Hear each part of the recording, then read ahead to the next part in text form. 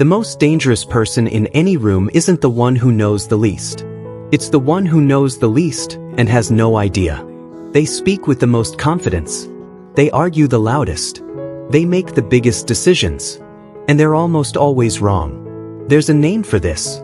A documented psychological trap that hits every single person, including you, including me, at some point in our lives. And the scariest part? The moment you're deepest inside it, you can't see it at all. Think about the last time you picked up something new. Maybe it was a skill, learning guitar, starting a business, getting into investing, or even just picking up a new hobby. In the first week, something strange happens. You watch a few tutorials, you read a few articles, and suddenly, you feel it. This rush of clarity.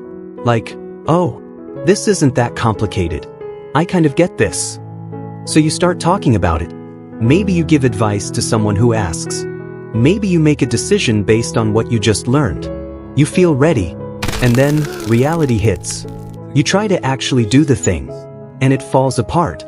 The guitar sounds nothing like you imagined. The investment goes sideways. The business plan that seemed brilliant on paper has 100 holes in it. What happened? You weren't stupid. You were paying attention. You were genuinely trying.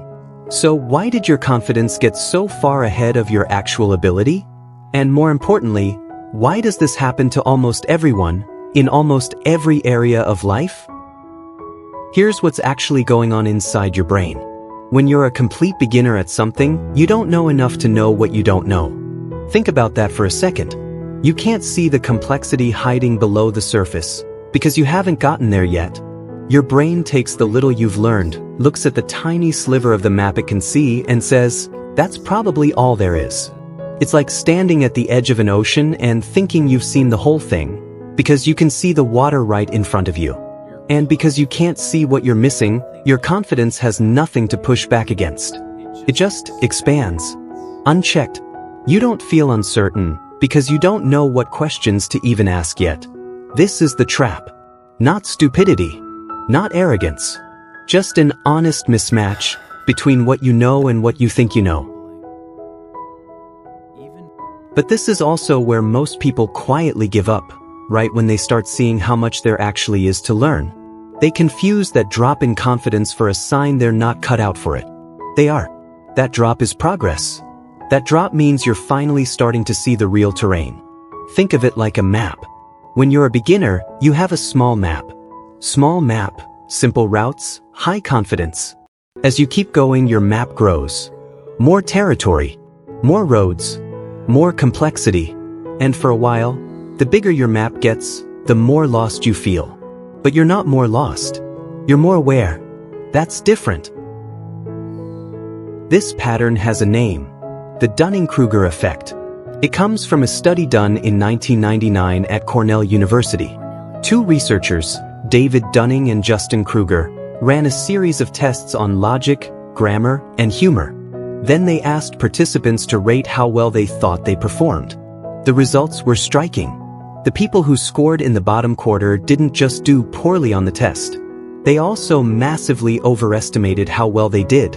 In some cases, they believed they were above average, when they were actually near the bottom. Meanwhile, the high performers? They consistently underestimated themselves. The people who knew the most were the most uncertain about their own knowledge. Dunning and Kruger's conclusion was simple but profound. The skills you need to be good at something, and the skills you need to evaluate how good you are at something, are often the exact same skills. So when you're a beginner, you lack both. You can't do the thing, and you can't accurately judge that you can't do it. It's not a character flaw. It's a cognitive blind spot, built into how the human brain processes new information. And here's the thing, this doesn't just show up in labs. It shows up in your workplace, in your relationships, in your health decisions, in your finances.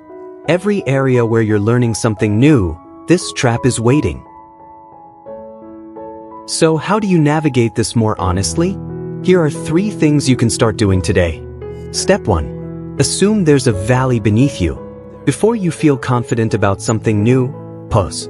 Ask yourself, how much do I actually know about this, compared to someone who's been doing it for 5 years? Not to discourage yourself, just to calibrate. If the answer is not much, that's honest. That's the starting point. That awareness alone puts you ahead of the version of you that never asks. Step 2. Seek disconfirmation, not confirmation. Most of us naturally look for information that agrees with what we already think. Flip it. When you have a new idea or belief, actively search for the strongest argument against it. Find the person who knows more than you, and listen to where they push back. This doesn't mean you're wrong. It means you're testing your map against reality. And that's how your map grows. Step 3. Measure your competence against output, not feeling. Feelings of confidence are not evidence of skill. Here's the real question. What does your actual work show? What does your track record say? What do the results tell you? Not the feeling, the result. This is the grounding check. Because the Dunning-Kruger trap lives in the gap between how you feel and how you're actually performing. Use that doubt. Lean into it. It's the signal that you're crossing from beginner to someone who actually knows what's coming. Here's the one thing to carry with you. Everyone starts confident. Everyone hits the valley. The ones who come out the other side are the ones who understand what the valley actually means. It doesn't mean stop. It means keep going. If this gave you something to think about, subscribe to Mind Sketchbook. We simplify psychology like this every week. This has been Mind Sketchbook, simplifying psychology, one sketch at a time.